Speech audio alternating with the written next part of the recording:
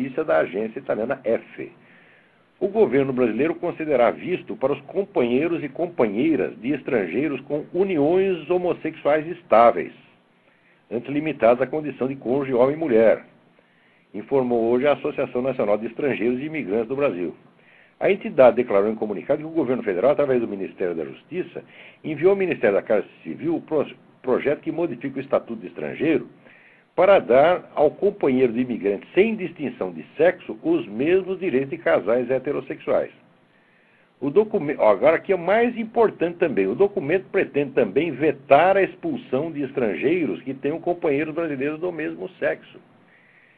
Né? Isso quer dizer o seguinte, o sujeito vai aí, né? Chega o sujeito da China, do Japão, dos Estados Unidos, da França, da casa do caralho, entendeu?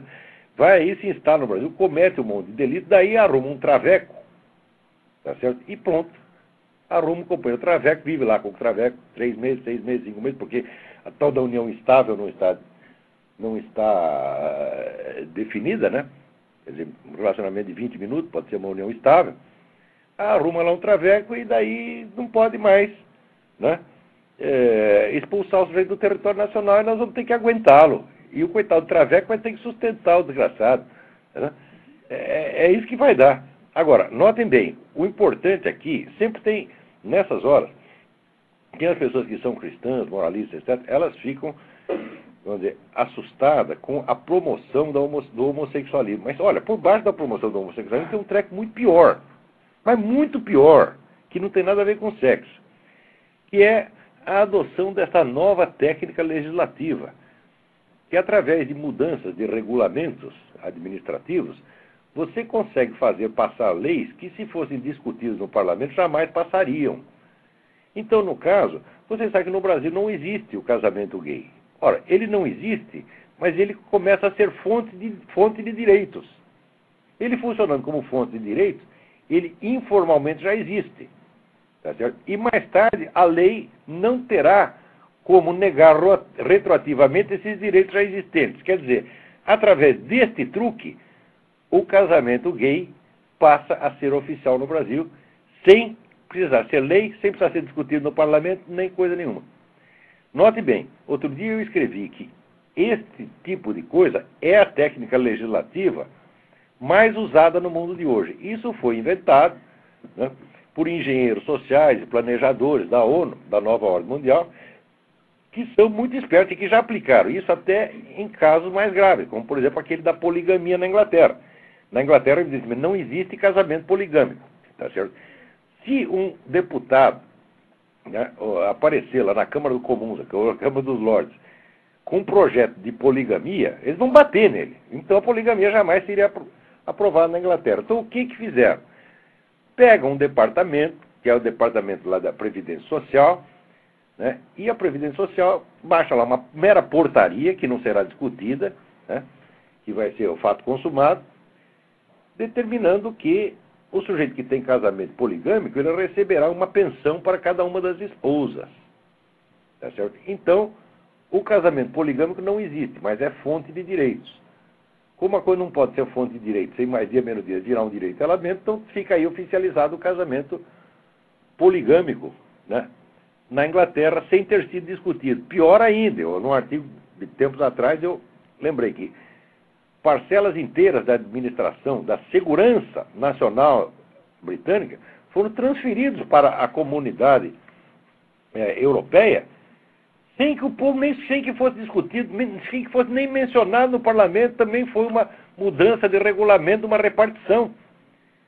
Daí, quando foram ver, 82% dos ingleses não tinham a menor ideia de que aquilo tinha acontecido.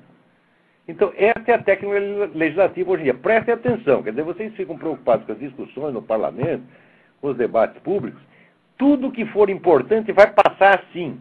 E esta coisa da raposa Serra do Sol, que agora deu esse bafafá todo, mais dia menos dia também vai passar assim, por baixo do pano, sem que ninguém repare. Isso é a norma hoje em dia. Isso quer dizer que o sujeito falar de democracia, na situação atual, quer dizer, chamada democracia de massas, onde os burocratas e administradores decidem tudo, tá certo? É uma palhaçada, não tem mais democracia nenhuma. Por exemplo, quando o governo Fernando Henrique começou a dar dinheiro para o MST, tá certo? Sem que o MST tivesse existência jurídica, qual é a consequência disso? Quer dizer, não é só que é uma coisa ilegal, você dá dinheiro do governo, dinheiro do contribuinte, para uma entidade que não existe. Acontece o seguinte, como a entidade não existe, ela não precisa passar recibo.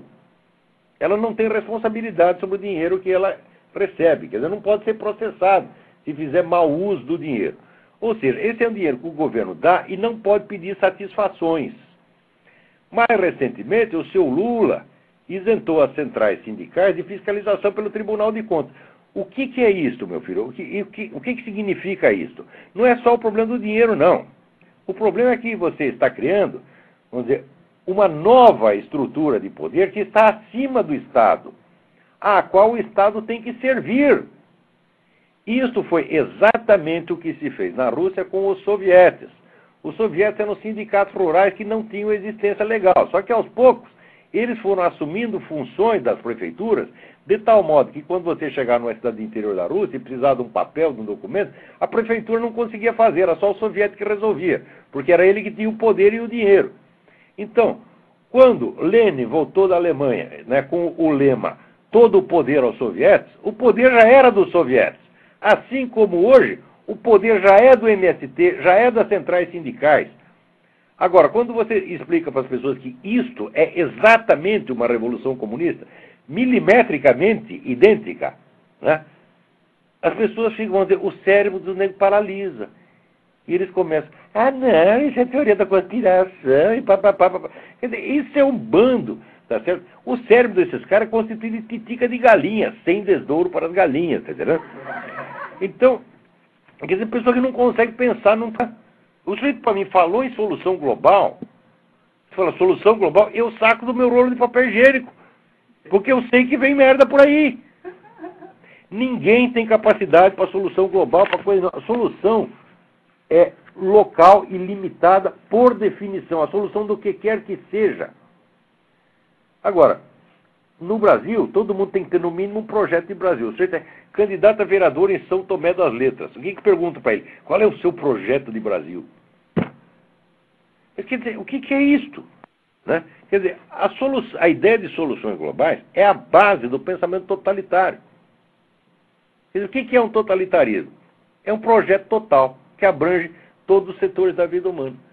É uma coisa que ninguém tem o direito de fazer e ninguém tem o direito de querer fazer. Né? E se você quer buscar a solução, busca a solução para o seu problema, tá entendendo?